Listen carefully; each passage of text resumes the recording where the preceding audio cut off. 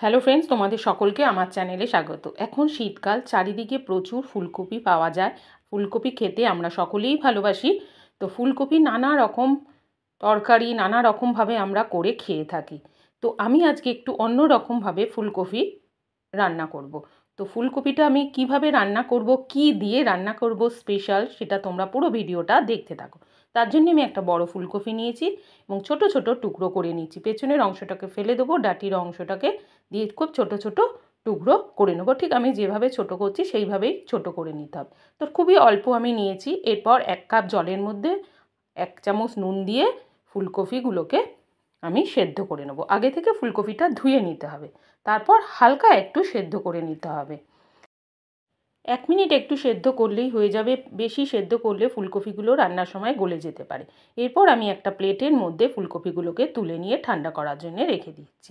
এবার একটা বাটির মধ্যে ফুলকপিগুলো নিয়েছি, তার মধ্যে দেবো 1 চামচ নুন, 1/2 চামচ কাশ্মীরি লঙ্কার গুঁড়ো, 1/2 চামচ হলুদ গুঁড়ো আর 1/2 চামচ দেবো বেসন।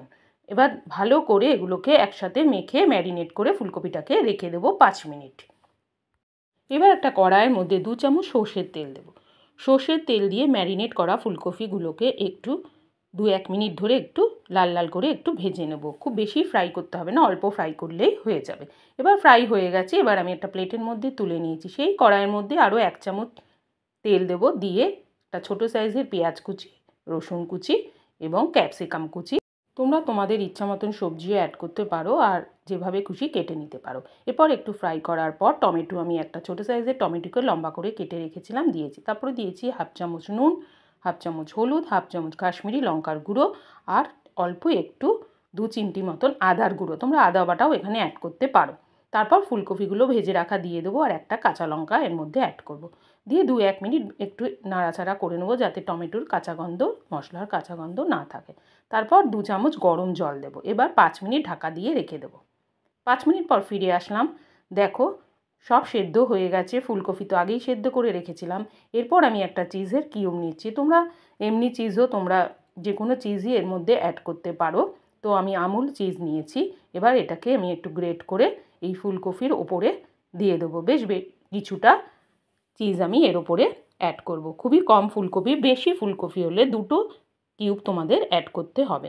এবার দেবো সামান্য একটু চিনি আর দেবো একটু ধনেপাতা দিয়ে এরপর একটু নাড়াচাড়া করে বন্ধ করে 2 মিনিট রেখে দেবো। 2 মিনিট পর ফিরে আসলাম। এরপর আমি একটু গরম মশলার গুঁড়ো দিয়ে দেবো। দেখতেই পেয়েছো খুব সহজভাবে চিজ ফুলকপি তৈরি করেছি। শীতকালে এই চিজ ফুলকপি খেতে কিন্তু খুবই টেস্টি লাগে। তো তোমরা একবার বাড়িতে ট্রাই করে দেখতে পারো। দারুণ খেতে, লুচি, পরোটা, পোলাও যে কোনো জিনিসের সঙ্গেই তোমরা এই চিজ ফুলকপি খেতে পারবে। তোমাদের যদি ভিডিওটা ভালো লেগে থাকে লাইক, কমেন্ট, শেয়ার, সাবস্ক্রাইব করো।